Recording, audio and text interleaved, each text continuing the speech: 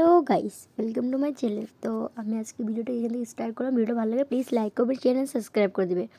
তো আজকে আমি ঘুরতে গেছিলাম ডিগলিপুকুর। এখানে বহুত গান বাজছিল, তার জন্য আমি ভয়েস ওভার দিচ্ছি।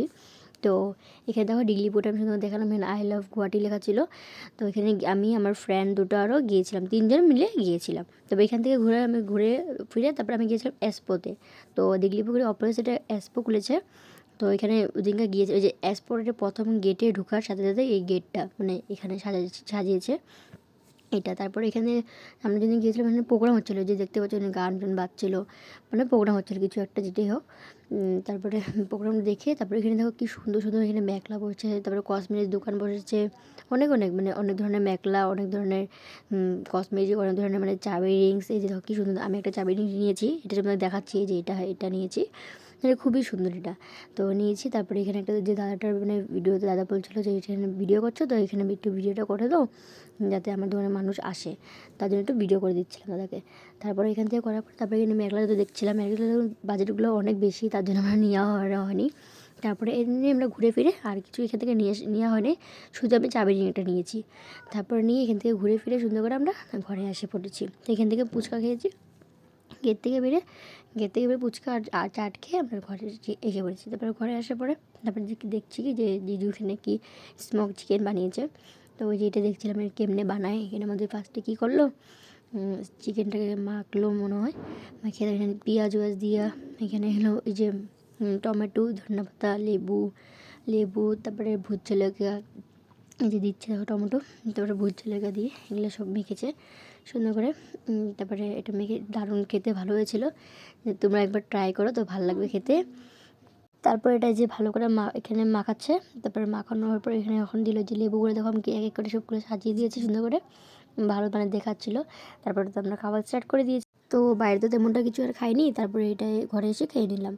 তো ভালোই হয়েছিল খেতে, এই যে উপরে দিয়ে আবার ধন্যবাদটা চিঠি দিয়েছিলো জিজু, তো খুবই ভালো হয়েছিল।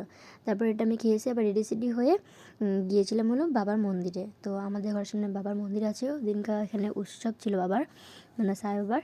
ওম সাইরাম, যে সাইরাম, সবাই একবার ওম সাইরাম বলো, বাবাকে দেখে বললো সবাই মিলে ওম সাইরাম, যে সাইরাম বাবা।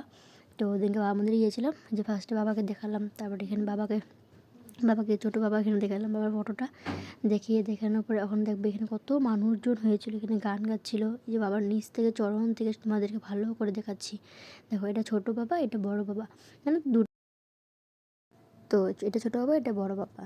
তো তোমরা যদি আসতে চাও তো আমাকে কমেন্ট করো, তোমাদেরকে অবশ্যই আমি অ্যাড্রেসটা বলে দেবো। তো এখানে দেখো বাবাকে খুব সুন্দর লেগেছিলো, বাবাকে এখানে ইয়েলো কালার একটা ড্রেস পরেছিল, খুব ভালো লাগছিলো, বেলুন দিয়ে সুন্দর করে সাজানো হয়েছিল। তো এখানে মানুষজন অনেক হয়েছিল। তো তোমরা এখন দেখো, এখানে দেখো এই আন্টিটা গান গাচ্ছে, এখানে মানে আন্টিটা গান গায়, তো এখানে গান গাচ্ছিলো। তারপরে দেখো এখানে অনেক মানুষ এখন দেখা যাবে, অনেক ধরনের মানুষ হচ্ছে।